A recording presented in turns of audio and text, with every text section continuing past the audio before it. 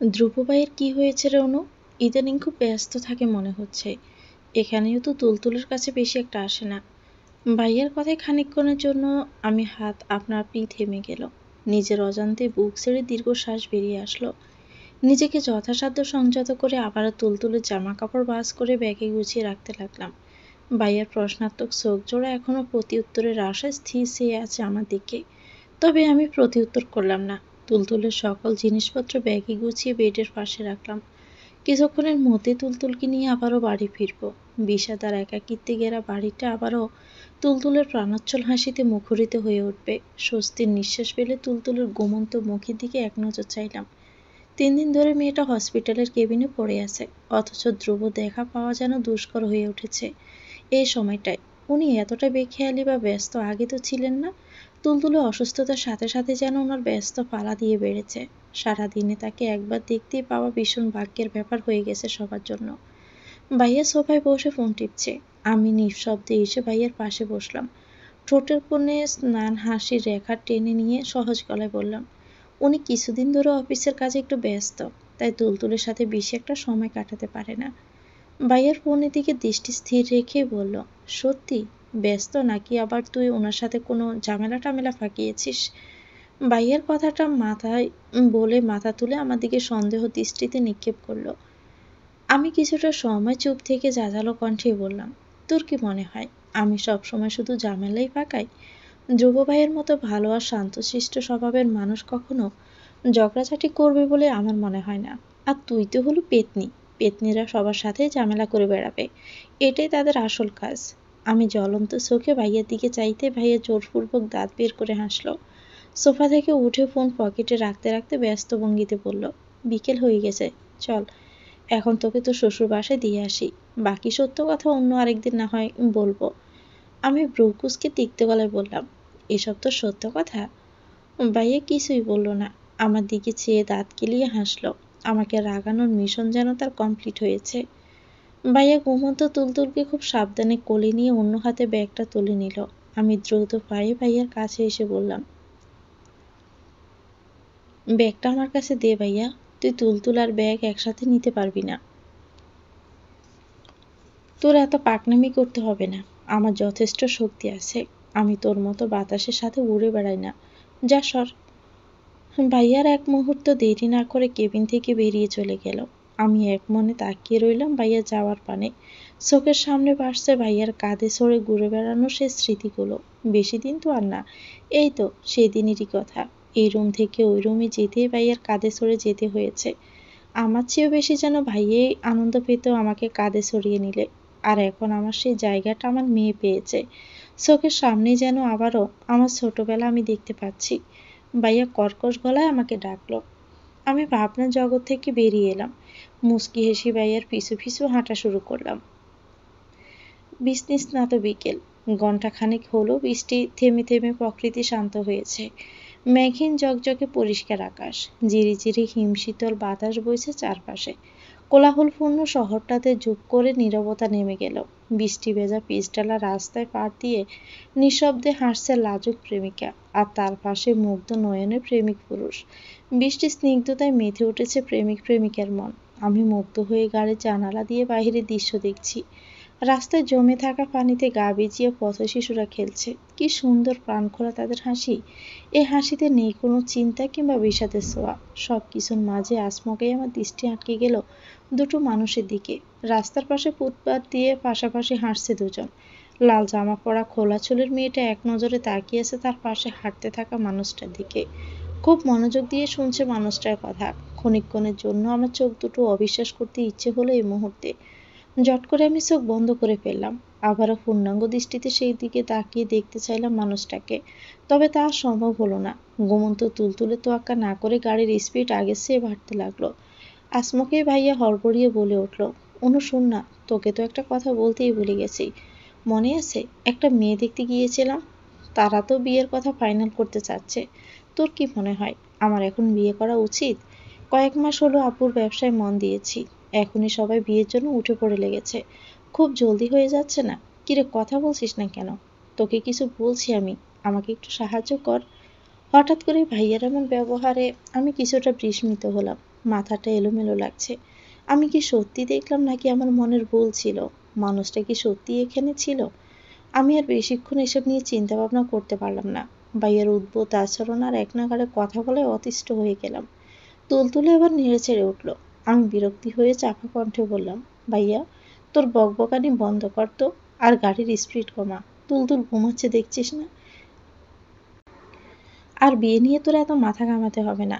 আব্বু আম্মু যা সিদ্ধান্ত নিবে তোর সেটাই মানতে হবে ব্যাস।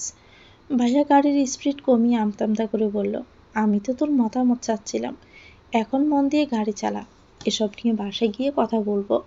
ভাইয়ার কোনো কথা বাড়ালো না, চুপ থেকে পার করলো সারাটা পথ। কেমন যেন চিন্তিত লাগছে ভাইয়াকে। বাসায় এসে তুলতুলকে কোলে নিয়ে নির্বিকার ভঙ্গিতে আমার রুমে চলে আসলো। মনিমার সাথেও কেমন নির্লিপ্তভাবেই কথা বলল। অনু, একটু এদিকে আয়, আমার পাশে বস। আমি তুলতুলের গায়ে কাঁথা জড়িয়ে দিয়ে ভাইয়ার কাছে গেলাম। বিছানার এক কোণে পা ঝুলিয়ে বসেছে, দারুণ আগ্রহ নিয়ে তাকিয়ে আছে আমার দিকে। আমি ভাইয়ার পাশে এসে বসলাম। বিস্ময় নিয়ে ভাইয়াকে জিজ্ঞেস করলাম, কিছু বলবি? ভাইয়া কিছুই বলল না, মাথা নিচু করে চুপচাপ দুহাত এক করে বসে রইল। খানিকক্ষণ ইতস্ত করে আমার হাত আলতো করে ধরল। নিজের দুহাতের মুঠোয় আমার বাঁ হাত আগলে নেয়। নির্লিপ্ত দৃষ্টিতে একমনে তাকিয়ে আছে আমার দিকে। আমার ভ্রুজোড়া কুঁচকে এলো। ভীষণ কৌতূহল নিয়ে দেখছি আমি ভাইয়াকে। এর আগে কখনো ভাইয়া এমন ব্যবহার করেনি। আমার সাথে কথা বলতে তার এত জড়তা কাজ করেনি। আসলে আজ তাহলে কেন এমন করছে? অনু, আমি জানি তোর বিয়েটা অন্য সব বিয়ের মতো স্বাভাবিক না। তুই একমাত্র তুলতুলের জন্যই বিয়েতে রাজি হয়েছিস। অনেক কিছু বিসর্জন দিয়েছিস এই সম্পর্কের জন্য। এই কদিন তোর পাগলামো দেখে আমি বুঝেছি তোর জন্য এই পরিবার কতটা গুরুত্বপূর্ণ। আসলে এই পরিবারের প্রতিটা মানুষই ভালোবাসা পাওয়ার যোগ্য। ওনারা সবাই খুবই ভালো, সেটা আমরা ছোট থেকেই জানি। তোকেও খুব ভালোবাসে সবাই, বিশেষ করে মনি আন্টি। ওনার মতো ভালো মানুষ পাওয়া মুশকিল। আর ভাইয়াকে মাঝপথে থামিয়ে দিয়ে আমি বললাম, আর তোর ধ্রুব ভাইও খুব ভালো। কিছুক্ষণ আগেই হসপিটালে ওনার প্রশংসা করলি। আমার সব মনে আছে, তাই এখন আবার শুরু করিস না। আমি জানি সবাই ভালো। এখন আসল কথায় আয়, বল কি বলবি? ভাইয়া আমার হাত আরো শক্ত করে চেপে ধরল। চোখে মুখে গাম্ভীর্যতা এনে ভারী কণ্ঠে বলল, আমার কাছে সবার উপরে তুই। তোকে কেউ কষ্ট দিলে আমি তা কখনোই ছাড়বো না, সেটা আমার ভালো ধ্রুব ভাই হোক কিংবা অন্য কেউ। এখন থেকে একটা কথা মাথায় ঢুকিয়ে রাখ, তোর কোনো দরকার বা কোনো ঝামেলা হলে তুই আমাকে অবশ্যই জানাবি। আমি জানি তোর ধৈর্য শক্তি অনেক বেশি, তুই সাফা স্বভাবের মেয়ে। তবে আমার কাছে কোনো কিছু লুকানোর চেষ্টা করিস না। মনে রাখিস, তোর পাশে কেউ না থাকলেও আমি সবসময় তোর পাশে থাকবো। আমি হতভম্ব হয়ে গেলাম ভাইয়ার কথা শুনে। আমার আর বুঝতে কষ্ট হলো না ভাইয়া রাস্তায় ধ্রুবর সাথে মেয়েটাকে দেখে ফেলেছে। আমি নিজের হতভম্ব ভাবটা কাটিয়ে যথাসম্ভব স্বাভাবিক হওয়ার চেষ্টা করলাম। মৃদু হেসে বললাম, তুই হয়তো কোনো কিছু নিয়ে ভুল বুঝছিস ভাইয়া। কেউ আমাকে কষ্ট দিবে না, শুধু শুধু চিন্তা করিস না তো। হ্যাঁ, আমি যেন ভুল হই, সব কিছু ভুল হয়ে যাক, শুধু তুই হ্যাপি থাকলেই হবে। রাত ৯টায় বাসায় ফিরলেন ধ্রুব। তুলতুলকে দেখে খুশিতে আত্মহারা হয়ে গেলেন তিনি। মেয়েকে কোলে নিয়ে বেশ কিছুক্ষণ সময় আদর করার পর শান্ত হয়ে বসলেন। তবে তুলতুল তার পাপার গলা জড়িয়ে ধরে থাকলো আগের মতোই। আমি দূর থেকে তাদের দুজনকে দেখলাম। তাদের দেখে মনে হলো কত বছর তুলতুল বাসায় এসেছে। বাচ্চা মেয়েটা অসুস্থ থেকে বেরিয়ে একটু বেশি চঞ্চলতা দেখাচ্ছে। আর আমি এগিয়ে গেলাম তাদের কাছে। ধ্রুবর দিকে চেয়ে ক্ষীণ স্বরে বললাম, কিছুদিন ধরে আব্বুর সাথে আসেন না যে, কোনো কিছু হয়েছে? ধ্রুব তুলতুলকে বিছানায় বসিয়ে গালে চুমু দিয়ে ভ্রুক্ষেপহীনভাবে বললেন, আমার কাজ থাকে, তাই আমি অফিসেই থেকে যাই। তুলতুলকে কখন নিয়ে এসেছেন হসপিটাল থেকে? আমি তো কিছুই জানি না। আপনার হয়তো খেয়াল নেই, তবে আপনাকে জানানো হয়েছিল। আর বিকেলে ভাইয়া নিয়ে এসেছে। আপনার কথাও জিজ্ঞেস করেছিল, তুলতুলের সাথে দেখা করতে যাননি তাই। আমার কথায় ধ্রুবর মুখশ্রীতে পরিবর্তন হলো। ঠোঁটের কোণে ঝুলে থাকা হাসি মিলিয়ে গেল যেন ধীরে ধীরে। অনুভূতিহীন হয়ে কিছুটা সময় চুপ থেকে তারপর বললেন, অফিসে কাজের চাপ অনেক বেশি, তাই আমি যেতে পারিনি। আমি বাকরুদ্ধ হয়ে গেলাম। ধ্রুব জঘন্যতম একটা কাজ করলেন। মিথ্যে কথা বললেন তিনি, যে জিনিসটা আমি সবচেয়ে বেশি ঘৃণা করি। ধ্রুব সেটাই করলেন। আমাকে মিথ্যে অজুহাত দেখাচ্ছেন। আমি তো দেখেছি তিনি অফিসে ছিলেন না, আর আব্বুও তো বলেছেন অফিসে কাজের তেমন কোনো চাপ নেই। তাহলে কেন তিনি মিথ্যে কথা বলছেন আমাকে? আর ওই মেয়েটা বা কে? তুলতুলের আম্মু, কোথায় হারিয়ে গেলেন? আপনাকে একটা কথা বলার ছিল। আমি ধ্রুবর দিকে চাইলাম, ক্ষীণ স্বরে বললাম, জি বলুন। ধ্রুব হাসলেন, আমার দিকে খানিকটা এগিয়ে এসে ফিসফিস করে বললেন, আমি আপনাকে ভালোবাসি, আর আপনিও আমাকে ভালোবাসেন। আমি নির্লিপ্ত দৃষ্টিতে ধ্রুবর দিকে তাকিয়ে রইলাম। আজ আর কোনো কিছুই বললাম না, কিছু বলতে ইচ্ছেও করলো না। বারবার মনে হচ্ছে তার মিথ্যে কথার রাস্তা মেয়ের পাশে হাঁটার সেই দৃশ্যটা। কে ওই মেয়েটা, যার কারণে উনি আমাদের সবাইকে মিথ্যে কথা বলছেন? আমার কি ওনাকে জিজ্ঞেস করা উচিত? কিন্তু কোথাও যেন একটা বাধা কাজ করছে। আচমকাই তুলতুল অস্পষ্ট উচ্চারণে বলল, ভালোবাসি। পরপর কয়েকবার তুলতুলি শব্দটাই উচ্চারণ করলো। ধ্রুব হেসে ফেলল শব্দ করে। আমি ব্যস্ত ভঙ্গিতে তুলতুলকে কোলে নিয়ে রুম থেকে বেরিয়ে এলাম। এখনো ধ্রুব আকর্ষণ কাড়া হাসি, সে তীক্ষ্ণ শব্দ তীরের মতো কানে এসে বাজছে আমার। অনন্যা, তুই কি ধ্রুবকে অবিশ্বাস করছিস? বিশ্বাস? বিশ্বাস খুব ছোট একটা শব্দ, তবে এর মর্যাদা রক্ষা করা খুব খুব কঠিন। ঠিক তেমনি কারো মনে নিজের প্রতি বিশ্বাস জাগানোটাও ভীষণ কষ্টকর। ভালোবাসা ছাড়া বিশ্বাস হয়, তবে বিশ্বাস ছাড়া ভালোবাসা কিংবা সম্পর্ক কোনোটাই হয় না। ধ্রুব আর আমার সম্পর্কটা বিশ্বাস দিয়ে শুরু হয়েছে। ধ্রুব একদিকে আমার মনে তার জন্য বিশ্বাস জাগায়নি, দিনের পর দিন তার ব্যবহারের মাধ্যমেই আমার প্রতি তার বিশ্বাস জাগিয়েছে। এতদিন একটু একটু করে জন্মানো বিশ্বাস এক পলকে একটা দৃশ্য দেখে কিংবা তার একটা মিথ্যে শুনে ভেঙে যাওয়া কি ঠিক? অন্য সবাই হয়তো কোনো কিছু যাচাই বাছাই না করে পুরনো সকল কথা বলে শুধু শুধু একটি মিথ্যেকে গুরুত্ব দিয়ে মানুষকে ভুল বুঝে বসে। আমরা মানুষ জাতি বড়ই অদ্ভুত। যেই না একদিন মানুষটার কোনো ভুল সামলে আসলো, অমনি তার হাজারটা ভালো কাজ বলে শুধু খারাপটাই মনে রাখতে শুরু করি। তবে আমি পারলাম না সবার মতো হতে। আমার পক্ষে সম্ভব না ধ্রুবকে অবিশ্বাস করা। বিয়ের পর থেকে আমার প্রতি ধ্রুবর ভালোবাসা, কেয়ার, বিশ্বাস সব কিছু ভুলে শুধুমাত্র একটি মিথ্যেকে গুরুত্ব দিতে পারলাম না। আমাকে আমার প্রাক্তনের সাথে দেখিও যে মানুষটা আমাকে অবিশ্বাস করেনি, আমি কিভাবে সামান্য একটু বিষয়ে তাকে অবিশ্বাস করব? বিশ্বাস তিনি তৈরি করে নিয়েছেন। বিচ্ছেদের দাহনে পড়ে বিধ্বস্ত হয়ে যাওয়া আমিটাকে খুব সুন্দর করে সামলে নিয়েছেন। সেই মানুষটা এত সহজে আমাকে ঠকাবেন এটা মেনে নেওয়া যায় না, কল্পনাও করা যায় না। তিনি মিথ্যে বলছেন এটা আমি জানি, হয়তো তার পিছনে যথাযথ কোনো কারণ আছে। তুলতুলকে দেখতে না আসে তিনি একটা মেয়ের সাথে বাহিরে হেঁটেছেন, এর পিছনেও নিশ্চয়ই কোনো কারণ আছে, খুব বড় সড়ো কারণ আছে। যে মানুষ তুলতুলের হালকা সর্দি কাশিতে অস্থির হয়ে পড়ে, সেই মানুষ কখনোই তুচ্ছ কারণে তুলতুলকে উপেক্ষা করবেন না। হয়তো সঠিক সময় আসলে তিনি সবটা খুলে বলবেন, মিথ্যের আশ্রয় কেন নিয়েছেন তাও বলবেন। এখন শুধু সঠিক সময়ের অপেক্ষা। নিজের মস্তিষ্কে জেগে ওঠা প্রশ্নে আমার মন খুব সুন্দর করে উত্তর দিল, না, আমি ধ্রুবকে অবিশ্বাস করছি না, করতে পারি না। ধ্রুবকে অবিশ্বাস করা যায় না। পুরো পৃথিবী আমাকে ঠকালেও ধ্রুব কিছুতেই আমাকে ঠকাবেন না, আমার সাথে বিশ্বাসঘাতকতা করবেন না। তাকে অবিশ্বাস করা যায় না, তাকে শুধু বিশ্বাস করা যায়, ভরসা করা যায়। মন থেকে আসা প্রতি উত্তরের বিপরীতে আমার মস্তিষ্ক তখন পাল্টা প্রশ্ন ছুড়ে দিল আমার দিকে, শুধুই কি বিশ্বাস আর ভরসা করা যায়, ভালোবাসা যায় না? এই প্রশ্নের জবাবে আমি শুধুই হাসলাম, যে হাসির মানে হয়তো পারে অনেক কিছু, যে হাসির মানে আমি বের করতে চাই না, যে হাসি শুধুই প্রশ্রয় দেওয়া যায়। কিরে, কখন আসবি তোরা? আমরা বেরিয়ে গেছি তো। ফোন রিসিভ করতে অপর প্রান্ত থেকে ভাইয়ের দুর্বল কণ্ঠস্বর ভেসে আসলো। আমি কল লাউড স্পিকারে দিয়ে ফোন ড্রেসিং টেবিলের উপরে রাখলাম। আয়নার দিকে চেয়ে চুল ঠিক করতে করতে বললাম, এই তো রেডি হচ্ছি, একটু পরে বের হব। আচ্ছা জলদি কর, না হলে আজ সারা রাত শপিং মলেই থাকতে হবে। ভাল লাগে না এসব মার্কেট ফার্কেট করতে। তোরাই তো বিয়ে ঠিক করলি, তাহলে তোরা একা একা কেন মার্কেট করতে পারবি না? একদম দল বেঁধে সবাইকে কেন নিয়ে যেতে হবে? আর আমাকেই বা কেন যেতে হবে? ভাইয়ের আক্রোশ ভরা কণ্ঠে একের পর এক কথা বলেই যাচ্ছে। ভাইয়ার রাগ দেখে আমি নিঃশব্দে হাসলাম। ভাইয়াকে নিয়ে বিব্রত বোধ করছে বিয়ে, সব কিছুতে অস্বস্তি প্রকাশ পাচ্ছে। আমি সেটা বুঝতে পারছি, হয়তো বিয়ের সময় এমনটাই স্বাভাবিক। জীবনের সবচেয়ে বড় এবং গুরুত্বপূর্ণ বিষয়ে নার্ভাস তো লাগবেই, এটাই স্বাভাবিক। আমি ভাইয়ার অস্বস্তি কিংবা চাপা রাগ কোনোটাই পাত্তা না দিয়ে সহজ গলায় বললাম, কারণ বিয়েটা তোর একার হলেও মার্কেট সবারই করা লাগবে। আর তুই কি পুরনো জামা কাপড় পরে বিয়ের দিন বাবির বাসায় যাবি নাকি? এই, চুপ থাকতো পেতনি, পেশাল না পাইরা জলদি আয়। ভাইয়া ক্ষিপ্ত গলায় কথাটা বলে খট করে ফোনটা রেখে দিল। আমি মৃদু হাসলাম। রেডি হয়ে রুম থেকে বের হব ঠিক তখনই ধ্রুব আমাকে ডাকতে ডাকতে হন্তদন্ত হয়ে রুমে ঢুকলেন। আমাকে দেখে আচমকেই থমকে দাঁড়িয়ে গেলেন তিনি। আমি কৌতূহলী চোখে ওনার দিকে চাইলাম। দরজার সামনে স্তম্ভিত হয়ে দাঁড়িয়ে আছেন তিনি, চোখের মণিজোড়া স্থির নিষ্পলক। ওনাকে এভাবে দেখে আমি ব্রজোড়া নাচি জিজ্ঞেস করলাম, কিছু বলবেন?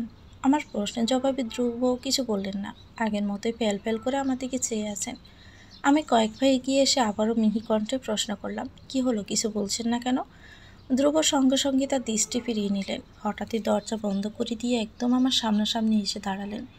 খানিকটা ঝুঁকে এসে মুখোমুখি হয়ে কণ্ঠে বিস্ময় নিয়ে বললেন, কালো ড্রেস আর হালকা সাজে তোমাকে এত সুন্দর লাগে আগে জানতাম না তো। অবশ্য না সাজলেও তোমাকে সুন্দরই লাগে, তবে আজ একটু ভিন্ন লাগছে। এখন থেকে তুমি সব সময় আমার সামনে কালো জামা পরে থাকবে, ঠিক আছে? আমি ওনার বুকে হালকা ধাক্কা দিয়ে সোজা করে দিলাম। উনি কপাল কুঁচকে ফেললেন, দুহাত আড়াআড়িভাবে ভাঁজ করে আমার দিকে সরু দৃষ্টি নিক্ষেপ করলেন। আমি ওনার চাহনি উপেক্ষা করে সন্দিহান কণ্ঠে বললাম, একই জিনিস প্রতিদিন দেখতে বা খেতে কখনোই কারো ভালো লাগে না। একটা সময় পর সে জিনিসটার প্রতি একঘেয়েমি চলে আসবে, এটাই স্বাভাবিক। কথাটা বলে আমি চলে যেতে নিলে ধ্রুব আমার হাত ধরে ফেললেন। আমি পিছন ফিরে তাকাতে আমার হাত টান আবারও তার মুখোমুখি দাঁড় করিয়ে দিলেন। খানিকক্ষণ স্থির চোখে চেয়ে থাকলেন। ওনার এমন নিষ্পলক চাহনিতে ক্ষীণ অস্বস্তি বোধ করলাম আমি। মাথা নিচু করে আমার দৃষ্টি নামিয়ে নিতে ধ্রুব তার দুহাতে আমার গাল ধরে তার মুখোমুখি করে অত্যন্ত শীতল কণ্ঠেই বললেন, তুমি কোনো জিনিস না যে তোমার প্রতি আমার একঘেয়েমি চলে আসবে। তুমি প্রতিদিন কালো জামা পরলেও আমার একঘেয়েমি আসবে না, আর জামা না পরলেও একঘেয়েমি আসবে না। ধ্রুবর কথায় আমার চোখ রসগোল্লার মতো বড় বড় হয়ে গেল। বিস্ফোরিত চোখে ওনার দিকে তাকালাম। ওনার বুকে থাপ্পড় দিয়ে নাক মুখ ছিটকে বললাম, ছি, আপনি এত নির্লজ্জ টাইপ কথাবার্তা কীভাবে বলেন, অসভ্য লোক। ধ্রুব নিজের কথা বুঝতে পেরে থতমত খেয়ে ব্যস্ত ভঙ্গিতে বললেন, আরে এটা তো এমনি কথার কথা বলেছি আমি। আমি আর কিছুই বললাম না, অন্যদিকে মুখ ফিরিয়ে নিয়ে দাঁড়িয়ে থাকলাম। ধ্রুব মিনিট খানেক সময় ইতস্ত করে পরিস্থিতি স্বাভাবিক করার জন্য গাঢ় স্বরে আমাকে বললেন, যাই হোক, কোথায় যেন ছিলাম? ও হ্যাঁ, মনে পড়েছে। তুমি কোনো জিনিস না যে প্রতি আমার একঘেয়েমি চলে আসবে, বুঝতে পেরেছ? আমি তোমাকে ভালোবাসি, মানে তোমার সব কিছুকেই আমি ভালোবাসি। তুমি যেমনই হও না কেন, আমি তোমাকেই ভালোবাসি। আর আমার ভালোবাসার কোনো নির্দিষ্ট কারণ নেই। আমি প্রতিদিন তোমাকে নতুন নতুন করে ভালোবাসতে শুরু করি। এসব ড্রেস কিংবা সাজগোজ তো জাস্ট ক্ষণিকের ভালো লাগার জন্য, চোখের মুগ্ধতার জন্য। ধ্রুব থামলেন, কিছুক্ষণ চুপ থেকে গম্ভীর কণ্ঠে বললেন, অনেক কথা বলে ফেললাম, এবার একটা চুমু দিন তো তুলতুলের আম্মু। ধ্রুব নিচু হয়ে তার গাল আমার দিকে এগিয়ে দিলেন। আমি কয়েক মুহূর্ত শান্ত চোখে ওনার গালের দিকে স্থির চেয়ে থাকলাম। এখন আর আগের মতো অবহেলায় বেড়ে ওঠা সে অবাঞ্ছিত দাড়িগুলো নেই। খুব সুন্দর করে ছাঁটাই করা খোঁচা খোঁচা দাড়িতে ঢেকে আছে তার ফর্সা গাল। বারান্দার দরজা জানালা দিয়ে আসমকে দমকা হাওয়া এসে এলোমেলো করে দিল আমাকে। বাতাসের সাথে আসা বেলি ফুলের তীব্র সুগন্ধে সম্মোহিত হয়ে গেলাম আমি।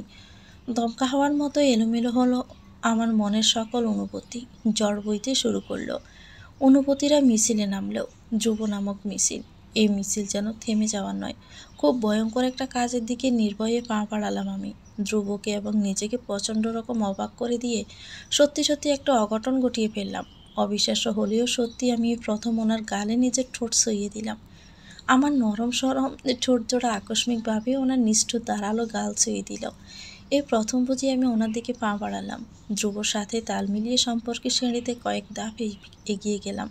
ধ্রুব কেঁপে উঠেছিল তখন। কিছুক্ষণ সেভাবে দাঁড়িয়ে থেকে ঝট করে কয়েক পা পিছিয়ে গেলেন তিনি। ভূত দেখার মতো অবিশ্বাস্য চোখে আমার দিকে চাইলেন।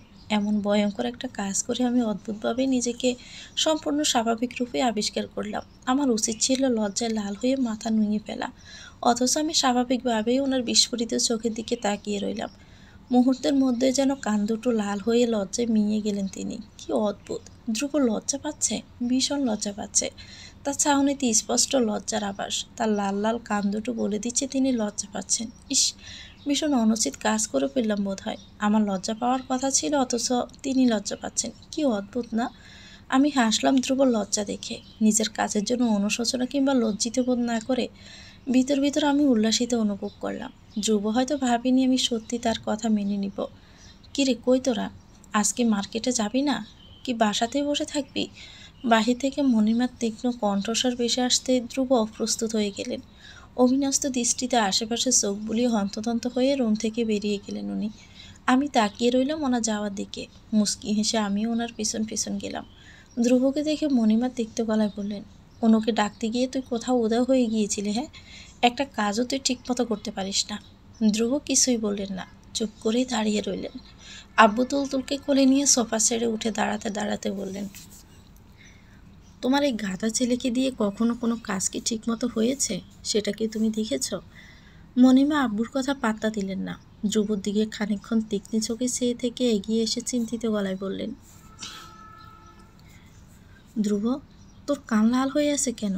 আর মুখটাও তো কেমন যেন লাগছে। তোর কি শরীর খারাপ করেছে? অ্যালার্জির সমস্যা হয়েছে নাকি? মণিমার কথা শুনে ধ্রুব বিষম খেলেন। কাশতে কাশতে অপ্রস্তুত ভঙ্গিতে বললেন,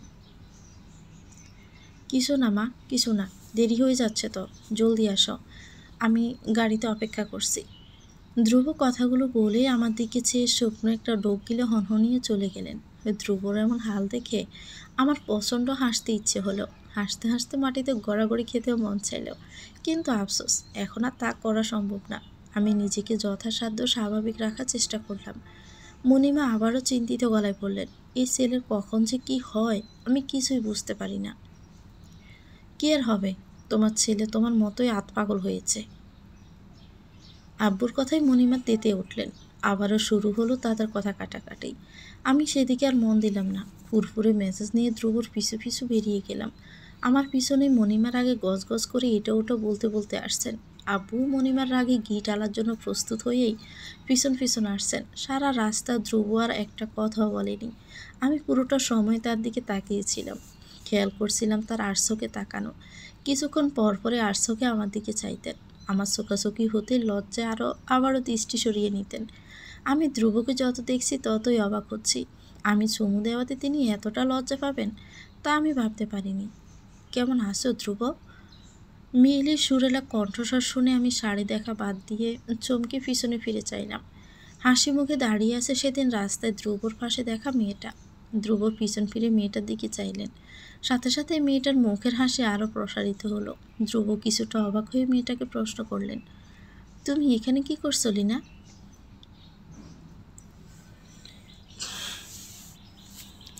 ধ্রুব সপ্রশ্ন দৃষ্টিতে লীনা নামের মেয়েটার দিকে প্রতি উত্তরের আশা চেয়ে থাকলেন। মেয়েটা ঠোঁটের কোনো এক চিলতে হাসি দেখা দিল। পরক্ষণে সে হাসি ছড়িয়ে পড়ল সারা মুখে। মেয়েটার হাসিতে তার চোখ দুটোও যেন হেসে ফেলল। ইস, কি সুন্দর হাসি! তবুও মনে হচ্ছে এই হাসিতে কোনো প্রাণ নেই, কেমন যেন প্রাণহীন হাসি। তার চোখ দুটোও হাসলো, তবে তার মন থেকে যেন হাসি আসলো না।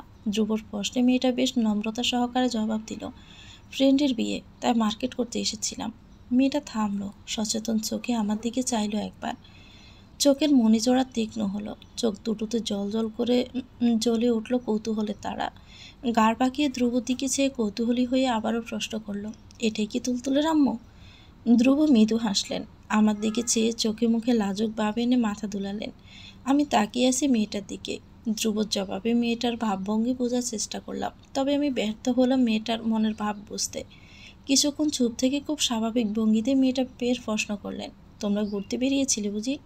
না, শাকিল মানে অনন্যার ভাইয়ের বিয়ে, তাই সবার সাথে মার্কেট করতে এসেছি। ধ্রুবর প্রত্যুত্তরে মেয়েটা মলিন মুখে বলল, ও, আন্টিও এসেছে? হ্যাঁ এসেছে, এখন বোধহয় অন্য কোথাও শাকিলের বউর জন্য বিয়ের কেনাকাটা করছে। দুপুর কথা শেষ হতে না হতেই আব্বু আমাদের কাছে আসলেন। লিনার দিকে খানিকক্ষণ ব্রু কুঁচকে তাকিয়ে থেকে উৎকণ্ঠিত হয়ে জিজ্ঞেস করলেন, তুমি নিপার বড় মেয়ে অ্যানি না? না না আঙ্কেল, আমি লিনা, অ্যানি বড় আপুর নাম। লিনা বেশ অস্বস্তি নিয়ে কথাটুকু বলে চুপ করে গেল। মাথা নিচু করে মেঝেতে তার দৃষ্টি স্থির করল। অস্বস্তিতে মিঞে যারা তার চোখ দুটো প্রাণপণে গোপন করার চেষ্টা করছে। বিনা কারণে মেয়েটার এমন অস্বস্তি বোধ করা ঠিক স্বাভাবিক মনে হলো না আমার কাছে। কিছু একটা বিষয় তো আছেই, যা মেয়েটার অস্বস্তির আর দৃষ্টি লুকানোর কারণ। নিজের ভুল বুঝতে পেরে আব্বু অপ্রস্তুত ভঙ্গিতে হাসলেন।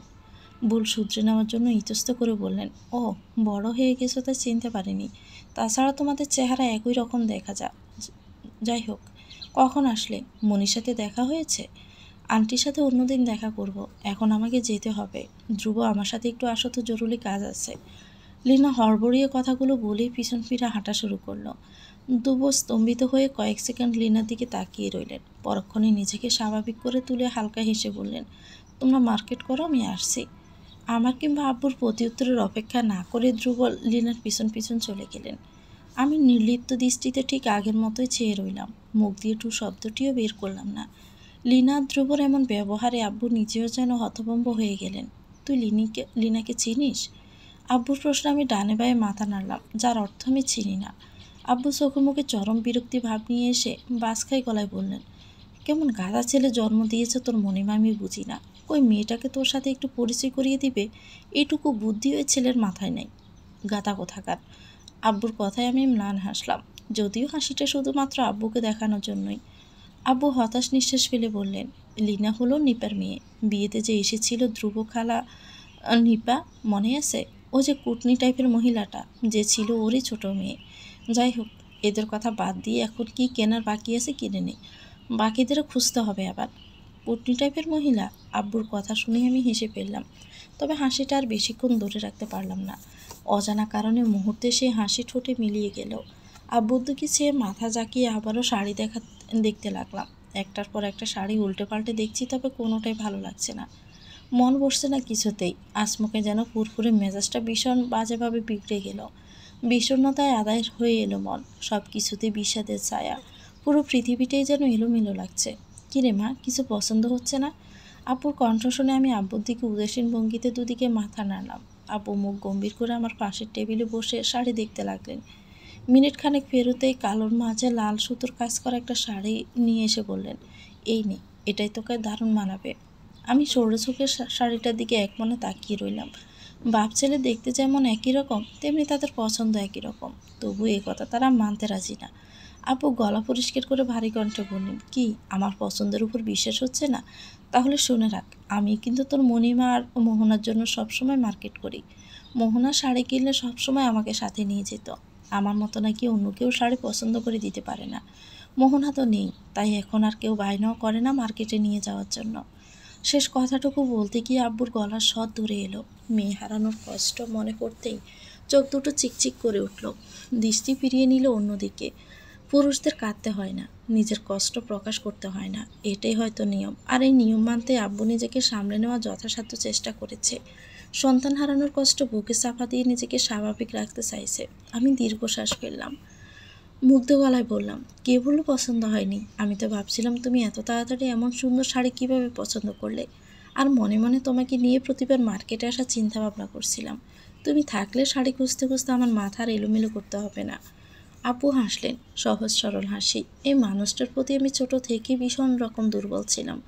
ছোটবেলা ওনাকে দেখলে রহিম আঙ্কেল বলে গলা জড়িয়ে ধরতাম।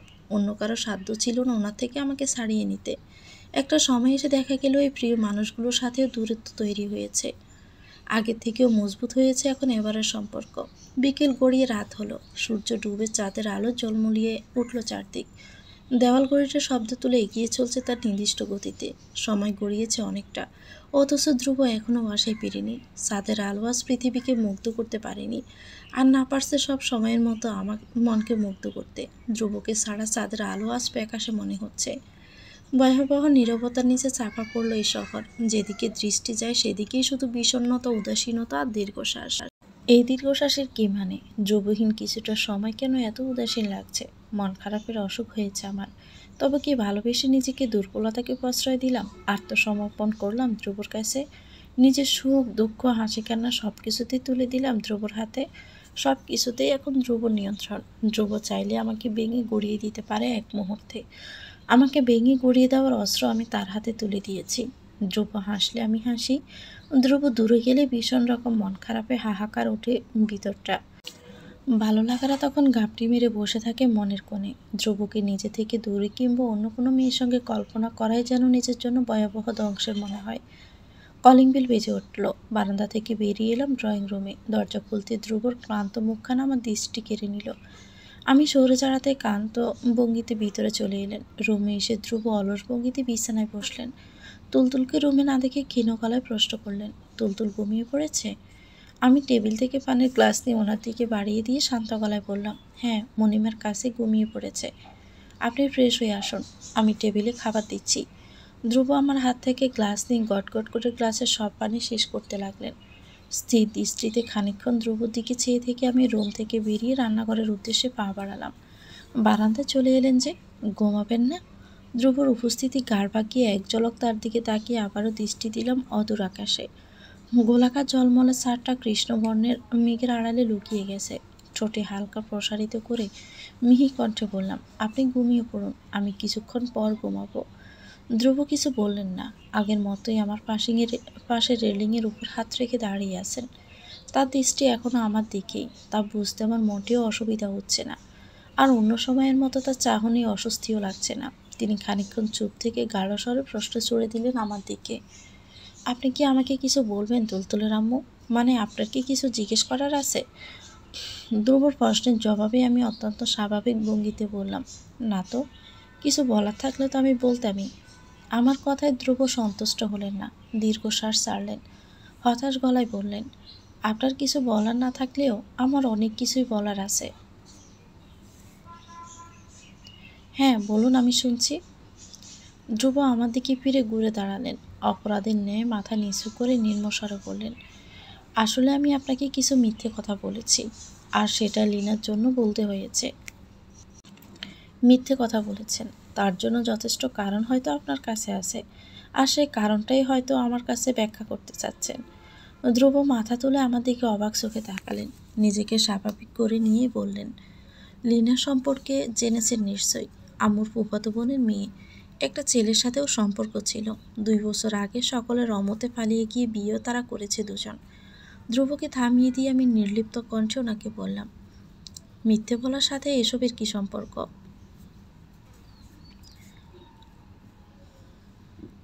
আমার করা প্রশ্নে ধ্রুব হতাশ নিঃশ্বাস ফেললেন। সকলের মন কেড়ে নেওয়ার মতো করে সুন্দর মুখখানা সবসময়ের মতো তার সে বিখ্যাত সরল হাসিটা আজ নেই। মুখশ্রীতে আদার নামানো দুঃখী দুঃখী চেহারা। উদাসীন ভঙ্গিতে খানিকক্ষণ চুপ থেকে মলিন কণ্ঠে বললেন, লিনার ডিভোর্স হয়েছে কিছুদিন হলো। সে রাতে ঢাকা থেকে অফিসে ফেরার পথেই লিনার সাথে দেখা হয়।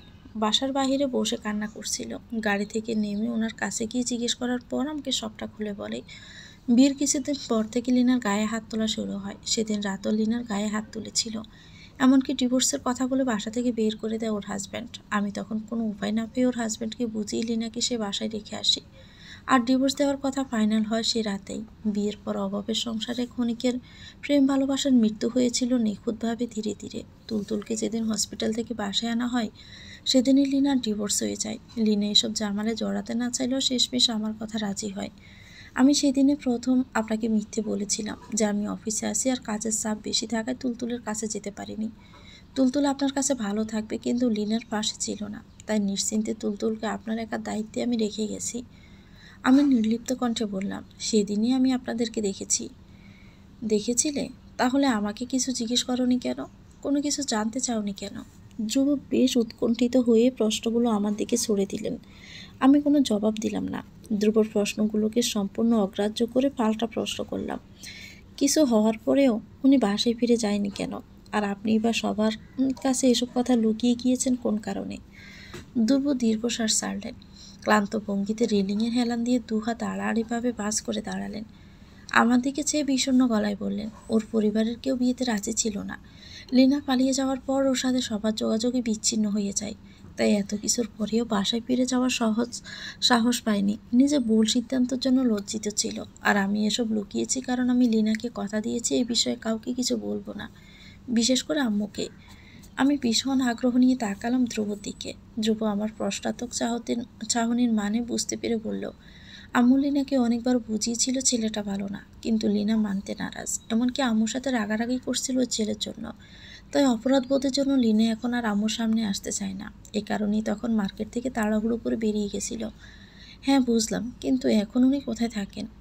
এতদিন হোস্টেলে ছিল, তবে আজ ওকে নিপা আন্টির কাছে দিয়ে এসেছি। আন্টি এসব শুনে অনেকটা উত্তেজিত হয়ে পড়েছিল, কিন্তু পরে নিজেকে সামলে নেয় আর লিনাকেও মেনে নিয়েছে। আর এসব ঝামেলা মেটাতে গিয়ে আমারই নাজেহাল অবস্থা। ধ্রুব উদাসীন গলায় কথাগুলো বলেই ফুস করে নিঃশ্বাস ছাড়লেন। আমি অন্যদিকে মুখ গড়িয়ে নিঃশব্দে হাসলাম। ঠিক তখনই আমার অবচেতন মন বেশ পুরপুরে মেজাজে আমাকে বলল, আজ আমার মন ভালো, ভীষণ ভীষণ রকমের ভালো। হঠাৎ করে মনে হতে লাগলো পৃথিবীটা সুন্দর। আমি খুব সুখী মানুষ, আমার কোনো দুঃখ নেই। ভেতরটা অদ্ভুত কারণে সুখের সাগরে ভাসতে লাগলো। মাথার উপরের এই বিশাল আকাশটা ধ্রুবর মতোই স্নিগ্ধ, শুদ্ধ, পবিত্র। এই বিশাল আকাশের মতোই ধ্রুবর আমার মনে খুব সাবধানে নিজের জন্য বিশাল এক জায়গা তৈরি করে নিয়েছেন। আমার অজান্তে আমি তাকে খুব বেশি ভালোবেসে ফেলেছি। অসময়ে ঠিক সঠিক মানুষটাকে আমি ভালোবেসেছি, বিশ্বাস করেছি। তিনি আমাকে ঠকায়নি, অযথা মিথ্যেও বলেনি। মিথ্যে বলার কিংবা সারাদিন ব্যস্ত থাকার অজুহাত দেখানো যথেষ্ট কারণ ছিল ওনার। অন্যকে সাহায্য করতে তিনি মিথ্যের আশ্রয় নিয়েছেন, আমাকে আঘাত করার উদ্দেশ্যে না। আচ্ছা, ওইটা কি ছিল? ধ্রুবর প্রশ্নে আমি ভাবনার দেওয়াল পেরিয়ে বাস্তবে এলাম। অনিচ্ছা সত্ত্বেও কপালে মৃদু ভাঁজ পড়ল। প্রশ্নের জবাবে পাল্টা প্রশ্ন করলাম আমি, কোনটা কি ছিল? ধ্রুব নিজের গালে হাত দিয়ে শুকনো ডোক গিললেন। আশ্চর্য, ওনার সারা মুখে লজ্জার আবার ছড়িয়ে পড়েছে। মেঘের আড়ালে লুকিয়ে থাকা গোলাকার সারটা আবার আস্তে করে উকি দিতে লাগলো। জ্যোৎস্নার তীব্র আলো ঝলমলিয়ে উঠল ধ্রুবর মুখ। আমি বুঝলাম ধ্রুব দুপুরে ঘটনাটা নিয়ে কথা বলতে চাইছেন, আর এই কারণেই তিনি লজ্জা পাচ্ছেন। কিছুটা সময় ইতস্ত করে বললেন, ওই যে দুপুরে দিয়েছিলেন এখানে। ধ্রুবর কথা বলার ভঙ্গিমা দেখে আমার ভীষণ হাসি পেল। তবুও হাসিটা নিজের ভিতরেই চেপে রাখলাম। চোখে মুখে গাম্ভীর্যতা এনে ভারী গলায় বললাম, কেন, আপনি জানেন না কী ছিল? না মানে, হ্যাঁ জানি, তবে এটা কি সত্যি ছিল? কিভাবে কি হলো কিছুই তো বুঝে উঠতে পারলাম না। আমি ধ্রুবর একদম কাছে এগিয়ে গেলাম। খানিকটা উঁচু হয়ে ওনার বিস্ময় পড়া মুখখানার দিকে সম্পূর্ণ দৃষ্টি নিয়ে শীতল কণ্ঠে বললাম, তাহলে কি বোঝার জন্য আবারও দিতে হবে ওটা? আমার কথায় ধ্রুব বেবাচাকা খেয়ে গেলেন। কিছুটা পিছনে সরে গিয়ে হকচকিত অবস্থায় বললেন, আপনার কি আজ কিছু হয়েছে? এমন অদ্ভুত আচরণ করছেন কেন? আগে তো এমন ছিলেন না। আমি মৃদু হাসলাম, মুখের হাসি ধরে রেখে বললাম, কেন, আপনি তো প্রতিদিনই এমন ব্যবহার করেন, তাহলে আমি করলে অসুবিধা কোথায়? আমি আর আপনি এক না। আপনি আমার বউ, আমি আমার বউয়ের সাথে এমন করতেই পারি না। দূর, কথায় আমি বাবলেশহীন ভঙ্গিতে বলল, আপনিও আমার স্বামী, আমি আমার স্বামীর এমন করতেই পারি। তবে আপনি যে এতটা লজ্জাশীল স্বামী, তা তো আমি আগে জানতাম না। ভালোই হলো, জেনে নিলাম এখন। আমি রুমের দিকে পা বাড়ালাম। পিছন থেকে ধ্রুব হড়বড়িয়ে বললেন, আমি মোটেও আপনার মতো লজ্জাবতী না। হঠাৎ করে আপনার এমন পরিবর্তনে কিছুটা না অনেকটাই বিস্মিত হয়েছি আমি। আমি কিছুই বললাম না, পিছন ফিরে ওনার দিকে তাকিয়ে হাসলাম শুধু। দেখতে দেখতে ভাইয়ের বিয়ের দিন চলে এলো। বাড়ির প্রতিটি আনাচে কোনাচে শুধুই উল্লাস। সবার হাসি মুখের উজ্জ্বলতায় ঝলমলিয়ে উঠে সারা বাড়ি। বেশ আনন্দ নিয়ে পরিবারের প্রতিটা মানুষ বিয়ের কাজ করছে। এতগুলো মেহমান আর বিয়ে বাড়ির ব্যস্ততায় ধ্রুবর সাথে দেখা পাওয়া যেন মুশকিল হয়ে উঠেছে। কিছুক্ষণের মধ্যে বরযাত্রী বেরিয়ে পড়বে কমিউনিটি সেন্টারের উদ্দেশ্যে। ধ্রুব রেডি হয়েছে কিনা তাও আমার জানা নেই। সকাল থেকে নানান কাজ নিয়ে এখানে ওখানে ছোটাছুটি করছেন তিনি। বাড়ির একমাত্র জামাই বলে কথা। সব দায়িত্ব তিনি নিজের কাঁধেই তুলে নিয়েছেন। সবার প্রতি যত্নশীল হলেও নিজের বেলায় মানুষটা বড্ড বেখেয়ালি। তুলতুলের আম্মু, যাওয়ার সময় হয়ে গেছে, রেডি হয়েছেন আপনি? তুলতুলকে কোলে নিয়ে ধ্রুব রুমে ঢুকলেন। তুলতুলে জামা ঠিক করতে করতে কথা বলছেন তিনি। তুলতুলে জামা ঠিক করা হলে মাথা তুলে আমার দিকে চেয়ে অবাক হলেন। অবাক হয়েছি আমি নিজেও। তাদের দুজনকে দেখে আমি অবাক হয়ে নিষ্পলক চোখে তাকিয়ে রইলাম। কাকতালীয়ভাবে আমাদের তিনজনের ড্রেসের কালারই একরকম। ধ্রুবর গায়ে কালো শার্ট, কালো প্যান্ট, এমনকি ব্লেজারও কালো রঙের। তার চেয়ে অবাক করার বিষয় হলো তুলতুলের ড্রেসও কালো রঙের। ধ্রুব কখন তার মার্কেট করেছে আমি জানি না, তবে তুলতুলের মার্কেট ভাইয়া আগে করে রেখেছিল, তবে আমাকে দেখায়নি, তাই মার্কেটের সম্পর্কে আমি কিছু জানতাম না। ধ্রুব আমার দিকে ড্যাব ড্যাব করে তাকিয়ে থেকে অবাক কণ্ঠে বললেন, আপনি আজও কালো শাড়ি পরেছেন? আমি নিজের হতভম্ব ভাব কাটিয়ে ক্ষীণস্বরে বললাম, আব্বু পছন্দ করে কিনে দিয়েছে এই শাড়িটা, কিন্তু আপনাদেরটা কিভাবে? ধ্রুব অদ্ভুতভাবে হাসলেন, সাড়া সাড়া গলায় বললেন, কাকতালীয়ভাবে মিলে গেছে। তবে যাই হোক, আপনাকে দেখতে মাশাআল্লাহ পুরো ধ্রুবর বউ বউ লাগছে, আর তুলতুলকেও আপনার মতোই সুন্দর লাগছে। ধ্রুব প্রশংসা শুনে আমি কপাল কুঁচকে ফেললাম। সরু সরু চোখে তাকিয়ে থাকলাম ধ্রুবর দিকে। ধ্রুব আমার দৃষ্টিকে পাত্তা না দিয়ে বললেন, আমি জানি আমাকেও সুন্দর লাগছে, তবে আমাকে দেখার আরও সময় আছে। কিন্তু শাকিলের বিয়ের সময় বেশি নেই, তাই তাড়াতাড়ি চলুন, আমাদেরকে যেতে হবে, সবাই গাড়িতে অপেক্ষা করছে। আমি তীক্ষ্ণ চোখে ধ্রুবর দিকে চাইলাম। কিছু বলার আগে ধ্রুব আমার হাত ধরে হাঁটা শুরু করলেন। ঘণ্টা খানিকের মধ্যেই কমিউনিটি সেন্টারে পৌঁছে গেলাম আমরা। তার কিছুক্ষণ পরে সানিয়া এসে উপস্থিত হলো আমাদের সামনে। বাহ দোস্ত, আজ তো তোদের পুরো ফাটাফাটি লাগছে।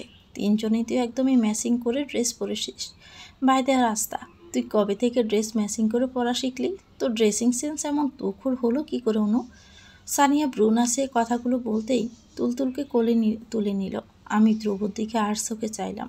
ঠোঁটের কোণে তার সহজাত হাসি ঝুলিয়ে অত্যন্ত স্বাভাবিক ভঙ্গিতে দাঁড়িয়ে আছেন। আমি ছোট্ট করে একটা নিঃশ্বাস ফেলে ক্ষীণ স্বরে বললাম, জানি না কিভাবে ম্যাচিং হয়ে গেছে, আলাদা আলাদাই তো শপিং করা হয়েছিল।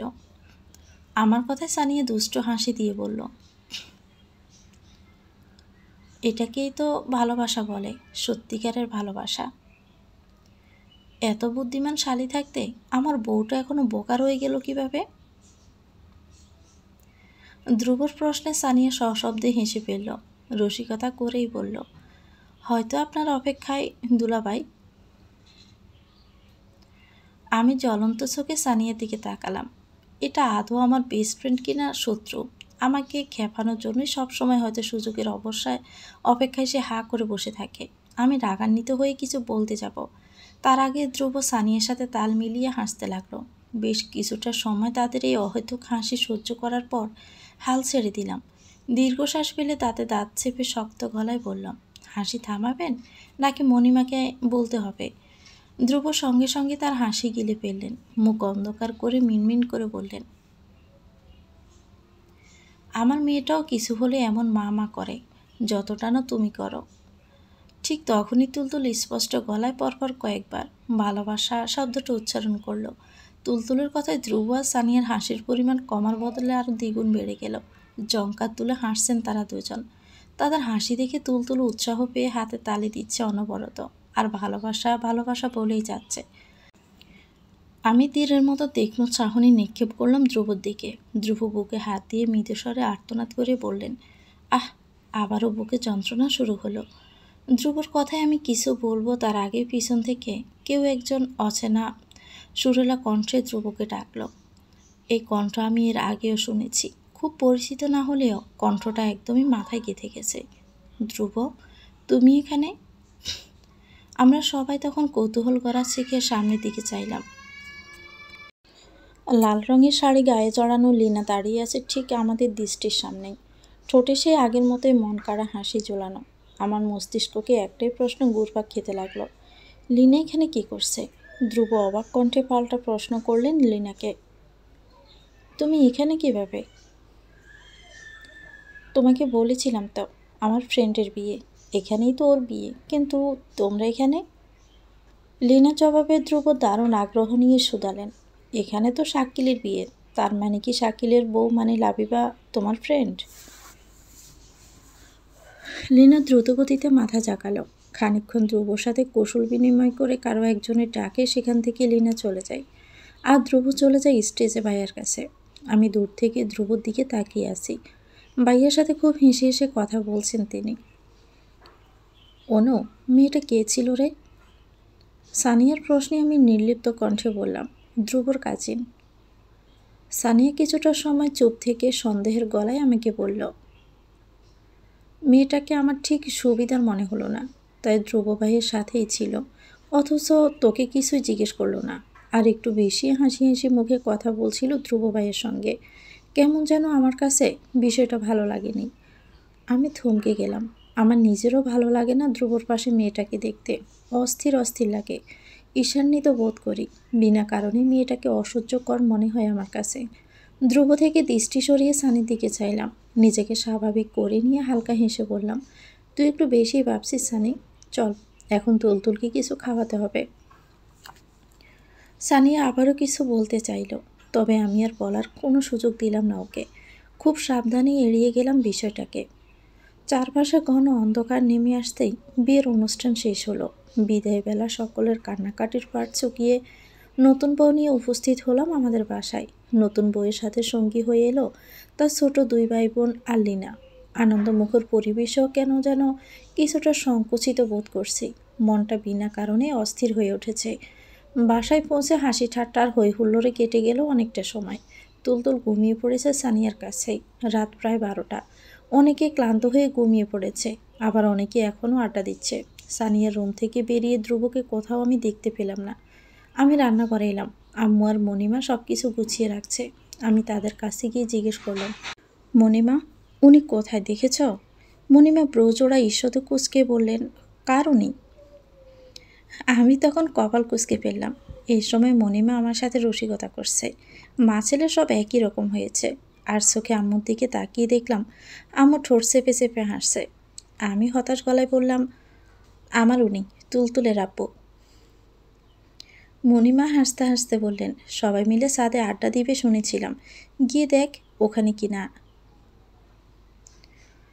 আমি বিনা বাক্য ব্যয়ে স্থান ত্যাগ করলাম। আম্মু আর মণিমা বান্ধবীর মতোই সব কিছু এক সাথে জোড়া লেগে থাকে। না জানি কখন কি আমাকে লজ্জায় ফেলে দেয় আমার বিশ্বাস নেই। তার চেয়ে বরং এখানে থেকে চলে যাওয়াই ভালো। ছাদের উদ্দেশ্যে পা বাড়াতেই ভাইয়ের বন্ধুদের সাথে দেখা হলো। আমি ওনাদের সামনে দাঁড়িয়ে ওনার প্রশ্ন করলাম, রাহাত ভাই, আপনি কি তুলতুলের আব্বুকে দেখেছেন? রাহাত ভাই অলস ভঙ্গিতে শ্রেণীর শেষ ধাপে এসে ঘুম জড়ানো কণ্ঠে বললেন, আমাদের সাথেই তো ছাদে আড্ডা দিচ্ছিল, নিচে এসেছে কিনা খেয়াল নেই। তুমি দাঁড়াও, আমি দেখে আসি। না না, আপনারা যান, ঘুমিয়ে পড়ুন, আমিই দেখছি। রাহাত ভাই মাথা দুলিয়ে ক্লান্ত গলায় বললেন, আচ্ছা ঠিক আছে, ভয় পেও না, পুরো ছাদ লাইটিং করা আছে। আমি হালকা হেসে চলে এলাম। ছাদের দরজার কাছে এসেই আমি থমকে গেলাম। বুকে তীব্র ব্যথা অনুভব করলাম, অসহনীয় তীব্র ব্যথা। মুহূর্তে যেন এলোমেলো হয়ে গেল আমার সারা পৃথিবী। মস্তিষ্কের নিউরনে নিউরনে বয়ে গেল ভয়ঙ্কর রাগ। রাগ হলো ভীষণ রাগ। অতিরিক্ত রাগে মাথায় যন্ত্রণা শুরু হলো কয়েক সেকেন্ডের মধ্যেই। চোখ দুটো ঝাপসা হয়ে এলো ধীরে ধীরে। কিছুক্ষণের জন্য মস্তিষ্কটা যেন আমার কাজ করাই বন্ধ করে দিল। ধ্রুবর গায়ে জড়ানো শার্টের হাতের দিকটা আঁকড়ে ধরে দাঁড়িয়ে আছে লিনা। লিনাকে ধ্রুবর এতটা কাছে দেখে ক্ষণিক্ষণের জন্য আমি যেন থমকে গেলাম।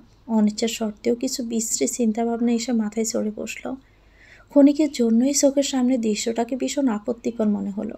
ভয় হলো, বুকে চিনচিনে ব্যথাও হলো। খুব বাজে একটা অনুভূতির উপস্থিতি অনুভব করলাম। মস্তিষ্ক সচল হওয়ার আগেই পরিস্থিতিটা একদম ভিন্ন একটা মোড় নিল। আচমকা একটা লোক এসে ধ্রুবর সামনে দাঁড়ালো। লোকটার উপস্থিতিতে লীনা ভয় কিংবা অস্বস্তিতে ধ্রুবর আড়ালে নিজেকে লুকানোর চেষ্টা করলো। লোকটা কড়া গলায় ধ্রুবকে উদ্দেশ্য করে বলেন, আমি আমার স্ত্রীর সাথে একা কথা বলতে চাই, আপনি এখন আসুন। ধ্রুব এক বিন্দুও নড়লেন না। আগের মতোই ঠায় দাঁড়িয়ে থেকে গম্ভীর কণ্ঠে বললেন, লীনা আপনার স্ত্রী ছিল, এখন নেই, তাই যা বলার আমার সামনেই বলুন। লোকটা কিছুটা সময় চুপ করে থেকে দাঁড়িয়ে থেকে লীনার উদ্দেশ্যে বললেন, লীনা, তুমি মামলাটা উঠিয়ে নাও। আমাদের ডিভোর্স হয়েছে, তাই সব কিছু এখানেই শেষ করো। তোমার মামলার জন্য আমাকে কতটা ঝামেলা পোহাতে হচ্ছে তুমি জানো? খুব কষ্টে তোমার খোঁজ নিয়ে আমি এখানে এসেছি। লীনা কিছুই বলল না। ধ্রুব একবার লীনার দিকে চেয়ে আগের মতোই গম্ভীর মুখে বললেন, কাপুরুষের মতো নিজের স্ত্রীর গায়ে হাত তুলেছেন, আর আপনাকে এভাবেই ছেড়ে দিব? তা তো আর হয় না। লীনা, তুমি চলো আমার সাথে, এক্ষুনি তুমি মামলা উঠিয়ে নেবে, চলো। লোকটা ধ্রুবকে অন্য পাশে ধাক্কা দিয়ে লীনার হাত ধরে জোড়াজোড়ি করতে লাগলো। লীনা বাধা দিচ্ছে, নিজের হাত ছাড়ানোর চেষ্টা করছে, প্রাণপণে চেষ্টা করছে, তবে পুরুষালী শক্তির কাছে পেরে উঠছে না, কিছুতেই না। জোর জবরদস্তি করার এক পর্যায়ে লোকটা রেগে মেগে লীনার গালে সজোরে একটা স্বর বসিয়ে দেয়। লীনা শান্ত হয়ে গেল, মূর্তির ন্যায় স্তব্ধ হয়ে ঠায় দাঁড়িয়ে রইল। ধ্রুব কিছুক্ষণ হতবাক হয়ে তাদের দিকে চেয়ে রইলেন। পরক্ষণে চোখে মুখে ভয়ঙ্কর রাগ ফুটে উঠল তার। তেড়ে এসে লোকটার কলার ধরে মারতে যাবে, ঠিক তখনই লীনা ধ্রুবকে বাধা দেয়। সেই সুযোগে লোকটা ছাড়া পেয়ে রেলিং টপকে পাশের ছাদে চলে যায়। আমি এখনও ঠিক আগের জায়গায় দাঁড়িয়ে আছি, সিঁড়ি ঘরের দরজার কিছুটা আড়ালে। আমার ভীষণ রাগ হচ্ছে, রাগে সারা শরীর রিডি করছে। কিন্তু রাগটা কার উপর? লোকটার উপর নাকি লীনার উপর? লোকটা তাকে ধ্রুবর সামনে গায়ে হাত তুলল, অথচ লীনা তবুও লোকটাকে রক্ষা করলো না। এটা কি তাহলে বাঙালি নারীর পরিচয়? সব কিছু মুখ বুজে সহ্য করার অসীম ক্ষমতা বাঙালি নারীদের মধ্যে ঠেসে ঠুসে দেওয়া হয়েছে। স্ত্রীর মুখ বুজে স্বামী সংসারে সব কিছু সহ্য করবে, এভাবে হয়তো কিছু নারীরা সারা জীবন কাটিয়ে দেয়। তাদের মনের খবর কেউ জানে না, সকলের চোখে এটাই স্বাভাবিক, এটাই নিয়ম। মেয়ে মানেই মায়ের জাত, মেয়ে মানেই অসীম মায়া, এটাই মেয়েদের জীবন। অশ্রুজলে টাইটম্বুর হয়ে ওঠা চোখ দুটো ভীষণ ক্লান্ত হয়ে বাধা দিল। মাথা নিচু করে নিঃশব্দে চোখে জল ফেলছে লীনা। ধ্রুব লীনার কাঁধে হাত রেখে সান্ত্বনা দেওয়ার চেষ্টা করছে। লিনাকে সামলানোর চেষ্টা করছে। আমি সিঁড়িঘরের আড়াল থেকে বেরিয়ে ছাদে পা রাখলাম। সামনে এগিয়ে যেতে থমকে গেলাম। এই মুহূর্তে লিনার কাছে যাওয়া হয়তো বেমানান দেখাবে। আমার উপস্থিতি লিনার জন্য লজ্জার এবং বিব্রতিকর পরিস্থিতির কারণ হবে। স্বামী স্ত্রীর মধ্যকার ঝামেলা এখন অন্য কারো সামনে প্রকাশ পাওয়াটা মেয়েটার জন্য লজ্জারই ব্যাপার। হঠাৎই ধ্রুবর সাথে আমার চোখাচোখি হলো। সাথে সাথে উনি লিনার কাঁধ থেকে হাত নামিয়ে নিলেন। আমি কোনো কথা না বলে লিনার দৃষ্টির অগোচরে ছাদ থেকে নেমে এলাম। রুমে এসে স্তম্ভিত হয়ে বিছানায় বসে রইলাম। অন্যের খারাপ পরিস্থিতি না দেখা অবধি নিজের অবস্থান বোঝা মুশকিল। নিজেকে লিনার অবস্থানে কল্পনা করতে ভয়ে আটকে উঠলাম আমি। নিজেকে এই মুহূর্তে পৃথিবীর সবচেয়ে ভাগ্যবতী মেয়ে মনে হচ্ছে। ভীষণ সুখী মানুষ হিসাবেই নিজেকে আবিষ্কার করলাম। আমার ভাগ্য তো লিনার মতো হতে পারত, তবে তা হয়নি। ধ্রুবর, মণিমার, আব্বু আর তুলতুলে সবগুলো মানুষকে পেয়ে আমি খুশি। কেউ আমাকে কখনো আঘাত দেয়নি, আমাকে কষ্ট দেয়নি। খুব সহজে আমাকে আপন করে নিয়েছে। না চাইতে আমাকে অসীম ভালোবাসা দিয়েছে।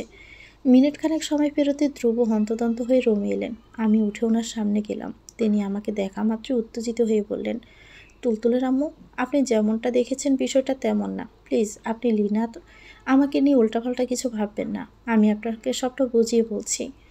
আমি নির্বিকার ভঙ্গিতে ধ্রুবর দিকে তাকিয়ে রইলাম। ধ্রুব হয়তোবা ভেবেছে আমি তাদেরকে একসাথে দেখে অন্য কিছু ভেবেছি। আসলেই তো প্রথমে তাদের দেখে বাজে চিন্তাই করেছিলাম।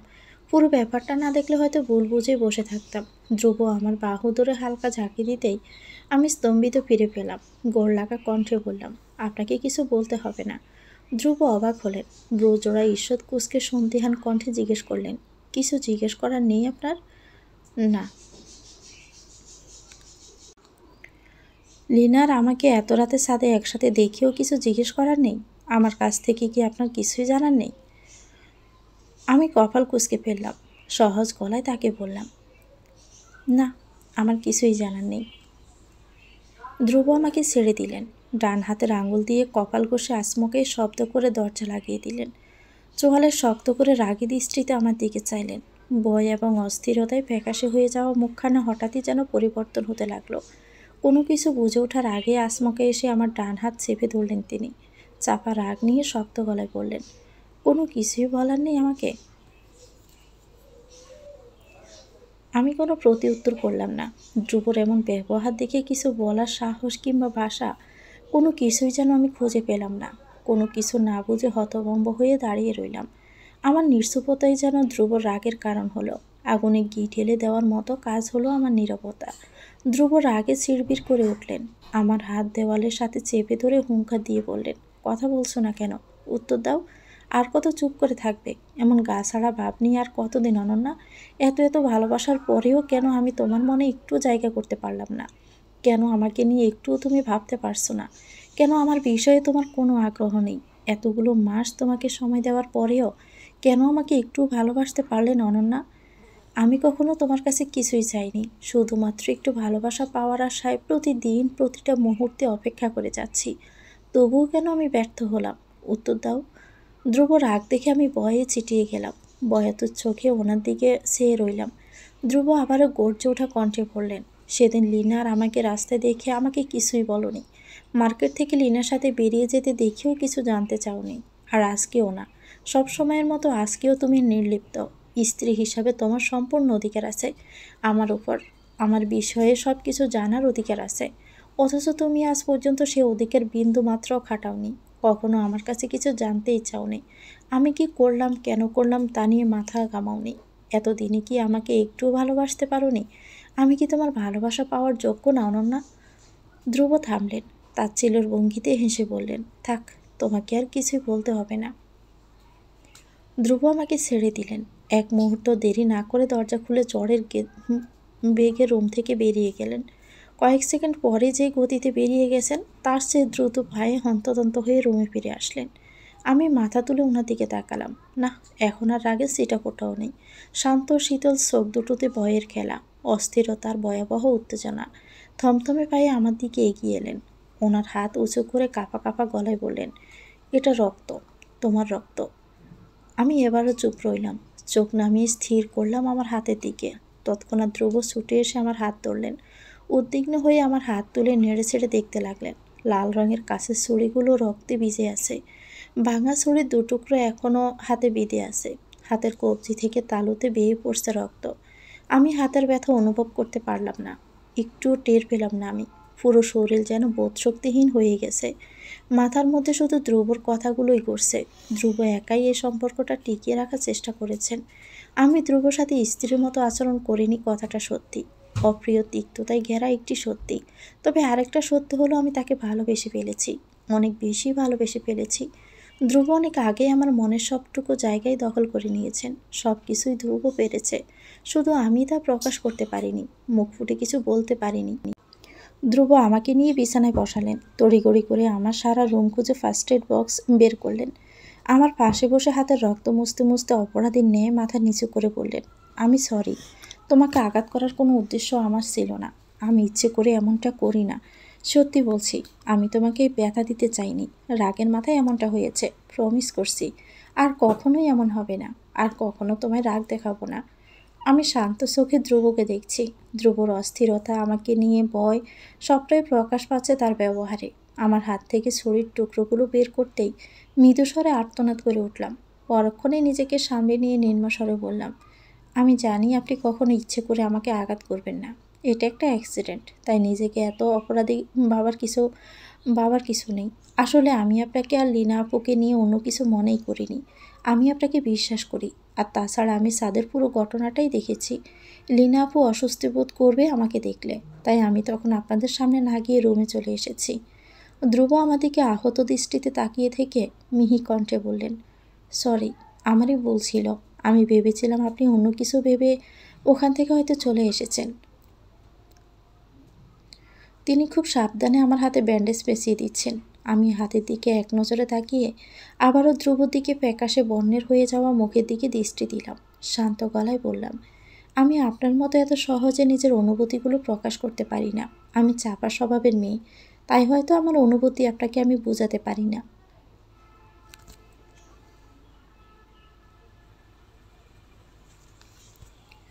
ধ্রুব সব কিছু গুছিয়ে আবারও আমার পাশে এসে বসলেন। আলতো করে আমার ধরে আবেগী হয়ে বললেন, তোমাকে কিছু প্রকাশ করতে হবে না। শুধু দিন শেষে আমাকে তোমার পাশে পেলেই হবে। তুমি আমার পবিত্র ভালোবাসা, শুদ্ধ ভালোবাসা। তোমার ভালোবাসার জন্য আমি সারাটা জীবন অপেক্ষা করতে পারবো। তবে তোমাকে আমার পাশে সব সময় চাই, ভালোবাসা নয়। শুধুমাত্র তোমার একটু উপস্থিতিই আমার জীবনটাকে উজ্জ্বল করে তুলতে পারবে। আমার সানশাইন তুমি। আমার প্রতিটি শেষ রাতে আমি তোমাকেই চাই। আমি আপনাকে ভালোবেসে ফেলেছি ধ্রুব। আমার কথা শুনে ধ্রুব বিস্ফোরিত চোখে আমার দিকে চেয়ে তাকিয়ে রইলেন। ক্ষীণ স্বরে বললেন, সত্যি? আমি মাথা নাড়লাম। ধ্রুব আবারও থেমে থেমে জিজ্ঞেস করলেন, কবে থেকে? আমাকে বলনি কেন? মনে করে দেখুন, তাহলেই বুঝে যাবেন। আমার সহজ সরল জবাবে ধ্রুব খানিকটা আনমনা হয়ে গেলেন। নিশ্চুপ থেকে কিছু একটা ভেবে বললেন, যেদিন আমার গালে চুমু দিয়েছিলে তার আগে থেকে, তাই না? আমি মাথা জাগিয়ে সম্মতি জানাতেই ধ্রুব আমাকে জড়িয়ে ধরলেন। ভীষণ রকম উত্তেজিত হয়ে বললেন, কতদিন ধরে অপেক্ষা করেছি মুখে এই কথাটা শোনার জন্য, জানো? এই শেষ রাতে তোমার মুখে এমন কথা শুনবো আমি ভাবতেই পারিনি। কতটা বোকা আমি বলো তো, এতদিন আমি বুঝতেই পারিনি। ধ্রুব আমাকে ছেড়ে দিয়ে দুগাল আগলে ধরলেন।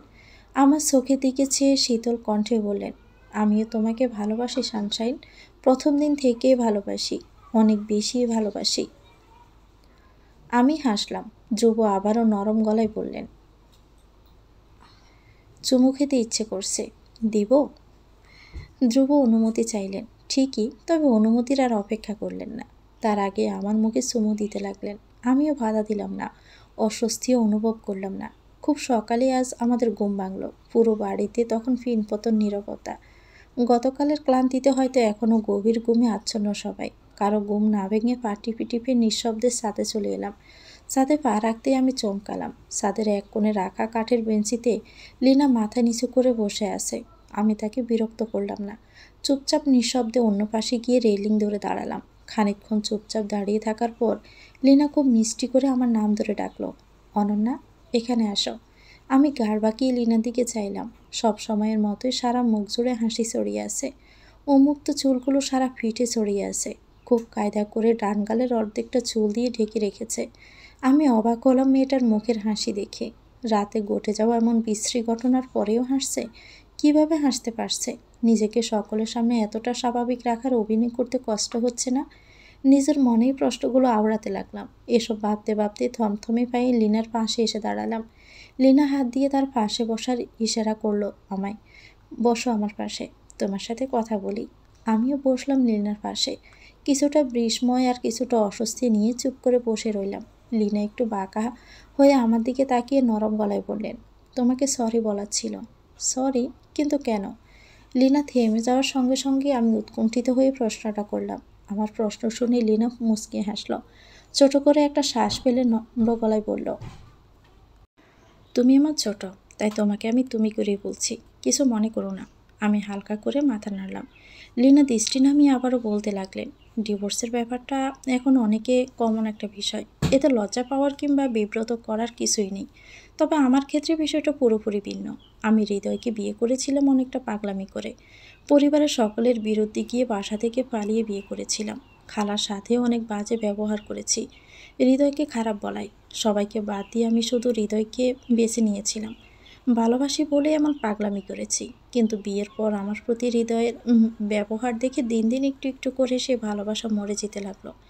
একটা সময় সকল অনুভূতিরাই মরে গেল। শুধু নিজের ভুলের জন্য লজ্জিত বোধ করছিলাম। সবার সাথে করা অন্যায়ের জন্য খুব বেশি লজ্জিত ছিলাম। তাদের সামনে দাঁড়ানোর মতো মুখ আমার ছিল না।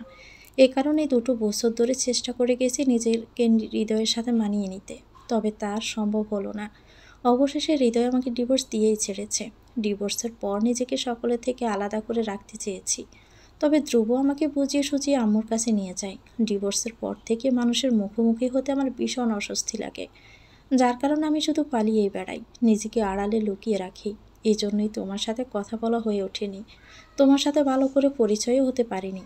তাই আমি দুঃখিত। আমি ঠোঁট প্রসারিত করে মৃদু হাসলাম।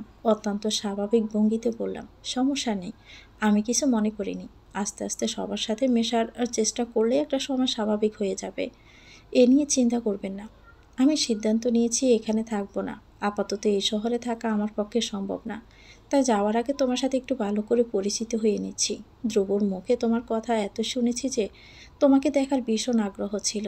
প্রতিনিয়ত ধ্রুব তোমার এত বর্ণনা দিয়েছে যে মনে মনে আমি তোমার একটা কল্পনার চিত্র এঁকে ফেলেছি। শুধু তোমাকে দেখার পালা ছিল।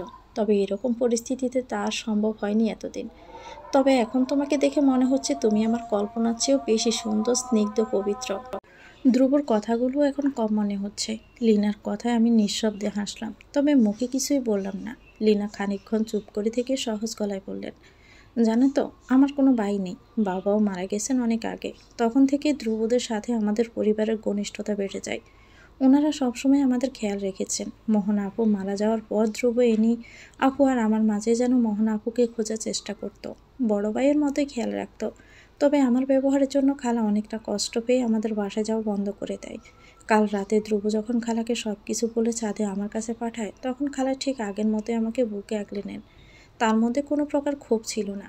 এই পরিবারের প্রতি আমি ভীষণ কৃতজ্ঞ, বিশেষ করে ধ্রুবর প্রতি। ধ্রুব বেশ কিছুদিন ধরেই আমার ঝামেলাগুলোকে সামলাচ্ছে নিজ হাতে। অফিসের কাজ করে এসে আমাকে নিয়ে ছুটোছুটি, তারপর আবারও অফিসে গিয়ে রাত পর্যন্ত কাজ করে তুলতুলকে দেখতে যাওয়া। এত চাপের মধ্যেও ধ্রুব কোনো প্রকার অভিযোগ করেনি। আমি ভয় পাচ্ছিলাম আমার কারণে ধ্রুব তোমাকে আর তুলতুলকে সময় দিতে পারছে না, এটা ভেবে সবশেষে বলবো সরি। আমি মুখের হাসি ধরে রেখে খুব স্বাভাবিক ভঙ্গিতে বললাম, শুধুমাত্র স্ত্রী সন্তান নিয়ে একটা পুরুষের পৃথিবী হয় না, তার আশেপাশে আরও অনেক মানুষ থাকে। স্ত্রীর আর সন্তান ছাড়াও পরিবারের বাকি সদস্য কিংবা আত্মীয় স্বজনদের প্রতি দায়িত্ব থাকে। বিপদে আপদে তাদের পাশে দাঁড়াবে, এটাই স্বাভাবিক। এই কারণে বারবার সরি বলার কিছুই নেই। কী ব্যাপার অনু, তোকে আজ খুব খুশি খুশি মনে হচ্ছে? চেহারা তো একদম জলমলিয়ে উঠছে, ব্যাপার কি? ড্রয়িং রুমে পা রাখতে হঠাৎ সানিয়ার মুখে এমন কথা শুনে খানিকটা আমি লজ্জা পেয়ে গেলাম। আমার লজ্জা বাড়িয়ে দিতে সানিয়া খুব ভয়ঙ্কর একটা কথা বলল, অদ্ভুত তো, বাসর হলো তোর ভাইয়ের আর লজ্জা পাচ্ছিস তুই? দেখে তো তোকেই নতুন বউ লাগছে। কই ধ্রুব ভাই কোথায়? উনি কি জানেন ওনার বউ যে লজ্জায় লাল নীল হয়ে যাচ্ছে? আমি অপ্রস্তুত হয়ে আশেপাশে তাকালাম। পাশের সোফায় মণিমা মুখ চেপে চেপে হাসছেন। ওনার হাসি দেখে যেন আমার লজ্জার পরিমাণ আরও বেড়ে গেল। আমি অপ্রস্তুত ভঙ্গিতে মণিমার কোল থেকে তুলতুলকে নিয়ে দ্রুত পায়ে রুমের দিকে যেতে লাগলাম। পিছন থেকে মণিমার কণ্ঠস্বর শোনা গেল, আরে আস্তে ধীরে যা, পড়ে যাবি তো। রুমে এসে আমি হাঁপ ছেড়ে বাঁচলাম। তুলতুলকে বিছানায় বসিয়ে দিতে ধ্রুবর উপর হামলে পড়ল। সব সময়ের মতোই ধ্রুবর গাল ধরে টানতে টানতে বলল, পাপা উঠো, পাপা। বেশ কিছুটা সময় ডাকাডাকি করার পর ধ্রুব চোখ মেলে তাকালেন। ঘুম জড়ানো কণ্ঠে বললেন, তুলতুল পাখি, আর একটু ঘুমাতে দাও না। কে শুনে কার কথা? তুলতুল আগের মতোই ধ্রুবকে ঘুম থেকে তোলার চেষ্টা করছে। একটা পর্যায়ে ধ্রুব হাল ছেড়ে দিলেন। আড়মোড়া ভেঙে আদর্শদা হয়ে বসলেন পিছনে হেলান দিয়ে। তুলতুল সঙ্গে সঙ্গে ধ্রুবর উপর উঠে দুহাতে ধ্রুবকে জড়িয়ে ধরে বসল। ধ্রুব আর চোখে আমার দিকে চেয়ে মিনমিনিয়ে বললেন, মেয়েটাকে একদম আপনার মতোই বানিয়েছেন, আজ তো একটা নাছর বান্দা হয়েছে। আমি তীক্ষ্ণ চোখে চাইলাম ধ্রুবর দিকে, বাড়ি কণ্ঠে বললাম, আমার মেয়ে তো আমার মতোই তো হবে। ধ্রুব খানিকক্ষণ স্থির চোখে আমার দিকে চেয়ে রইলেন। আসমকে আমার হাত ধরে টান দিয়ে তার কাছে নিয়ে গেলেন। এক হাতে আমাকে জড়িয়ে ধরে বললেন, পূর্ণতার জন্যই আজ আমার জীবনটা পূর্ণ হয়েছে। ও না থাকলে হয়তো আপনার সাথে আমার বিয়েই হতো না। আমি হালকা হেসে বললাম, আমাদের জীবনের পূর্ণতা হয়েই ও এসেছে। আমাদের গুড লাক তুলতুল পাখি। ধ্রুব কিছুটা সময় চুপ থেকে গাঢ় স্বরে ডাকলেন,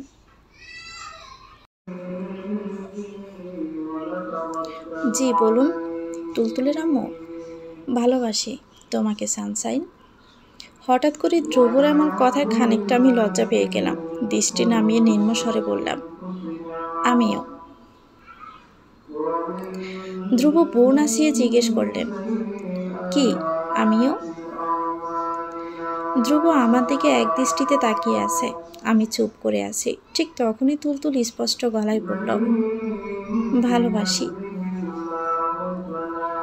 তুলতুলের কথায় আমরা দুজনে যেন একসাথে হেসে ফেললাম। ধ্রুব শক্ত করে আমাদের দুজনকে জড়িয়ে ধরে বললেন, হ্যাঁ ভালোবাসি, আপনাদের দুজনকে আমি ভালোবাসি মহারানী। তো ভিউয়ার্স, গল্পটি কেমন লেগেছে কমেন্ট করে জানাবেন। ভালো লেগে থাকলে একটি লাইক দিয়ে দিবেন, চ্যানেলটিকে সাবস্ক্রাইব করে আমাদের সাথেই থাকবেন। এটা গল্পের শেষ পর্ব ছিল। সবাই ভালো থাকবেন। আল্লাহ হাফেজ। আসসালামু আলাইকুম।